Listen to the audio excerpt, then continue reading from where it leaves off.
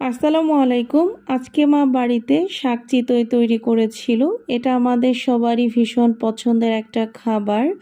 তো গরম গরম পিঠার সাথে গরম গরম শাক ঘন্ট খেতে কিন্তু দারুণ মজা। আপনারা যারা কখনোই এই খাবারটা খাননি, প্লিজ একবার হলেও ট্রাই করবেন।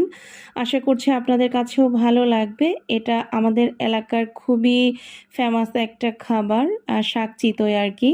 আর আসলে আমরা যারা এই প্ল্যাটফর্মে কাজ করি, আমরা সবাই চেষ্টা করি আমাদের নিজেদের এলাকার ফেমাস সব কিছুকে তুলে ধরার।